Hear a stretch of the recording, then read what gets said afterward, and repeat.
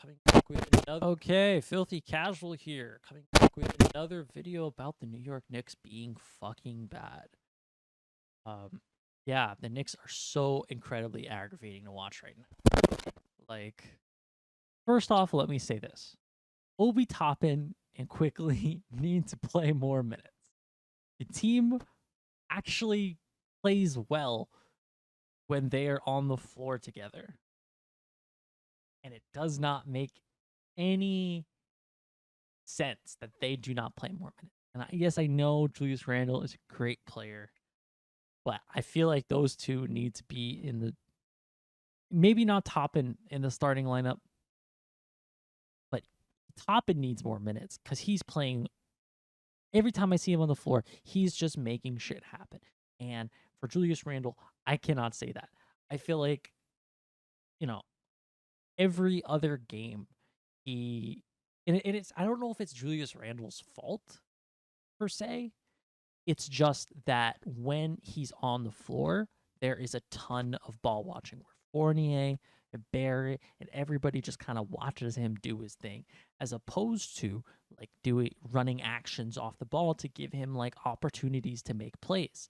And I'm making this video. There's a little bit less than 5 minutes left in the game. There's no way we're gonna come back from down. We're down 19 right now. Pacers kind of quelled the push of the Knicks because we were making leeway. And guess who we were making progress with? It was with Quickly and Obi Toppin. That's how we get our points. That is how we run plays. Because our offensive scheme is basically just, and I've said this so many times. So aggravating. I just watched it happen. I just watched fucking Randall drive 1v3. We had Burks in the corner, RJ on the wing, and then Quickly and Toppin on the weak side. I don't understand. And then they make two back-to-back three. I don't understand. I just don't get why this is our offense. And I understand that we don't need to run set plays every single play. But when Julius Randle gets the ball, he should not just be the end all of the play. So it's so surprising when he gets the ball, he either does something with it or he'll like do a little thing and then like just pass it off. But the pass is just the pass. It's like, I don't really want to take this guy off. He doesn't look like he's going to do anything. I'm just going to shove it off to the, whoever and let them do something. It doesn't create anything. And part of the reason is that we don't have any off-ball movement. Our off-ball movement is awful. The only time I ever feel like anything gets accomplished is when we run a pick and roll. And part of the problem with us losing to the fucking Pacers, who are about to sell their team off for parts, is because we match up terribly, because Mitchell Robinson can't fucking not foul for 2 goddamn seconds, and we had 3 fouls in 1 quarter, and he hasn't been a factor in the game since. Like, and then of course we don't have Nerlens Noel tonight. I don't remember why, but like we were literally running Julius Randle at the 5, and we just like couldn't get rebounds and then now we're putting Jericho Sims in and Miles McBride because the game's over, and just it's really frustrating to watch. Just get cooked. God damn Pacers.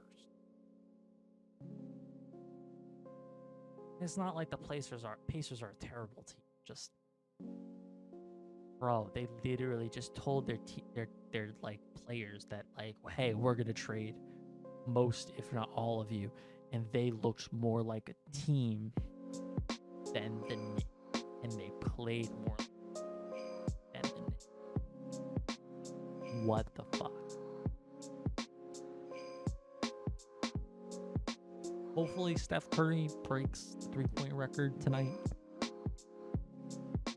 I think that'd be dope. Like, scored 63s in a game. I don't think it's gonna happen. It'd be cool as hell. Best believe I'm watching that whole game.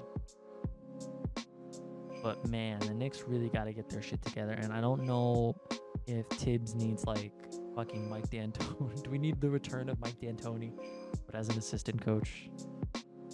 I don't. Is Mike D'Antoni? He's not. Is he a GM? What team is he on right now? He is currently coaching. He just stepped away from the Nets coaching staff. I remember that, but like I don't remember.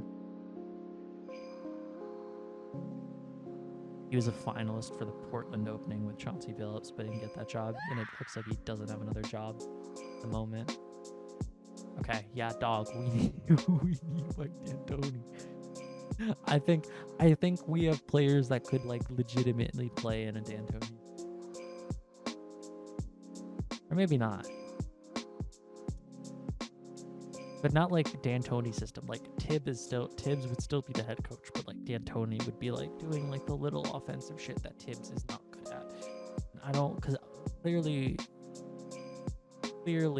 we are lacking in offense.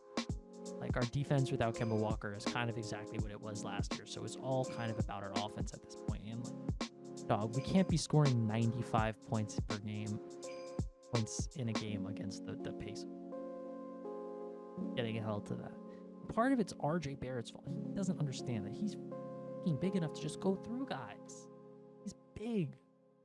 Julius Randle is just, it's like, and they're just bitching about calls. Like RJ didn't get a basket for like 3 quarters. He got buckets in the first, and then didn't score again until like there was like 2 minutes left in the third. And if he just realized how much bigger and stronger he was than guys, he would be at least somewhat comparable to Ja. But I'm not saying that he would be better or even as good. Won't be. But like he could be like an all-star kind of dude. And as of now, he's probably not, that like at all. And I had hopes for him to be that coming into the season. And he kind of showed it a little bit. Flashed it. At the beginning of the season, and then just his shooting went to shit, confidence went to shit, and playing like really badly. But man, this is rough, and I'm tired. I'm like, I don't know. All right, thanks for watching. Sorry for rambling. I'll probably edit some of that shit out. Yeah, peace. Time for lunch, munch, munch. Time for a munch. Crunch, crunch, munch, munch, crunch, crunch, munchy, munchy, crunchy, crunchy.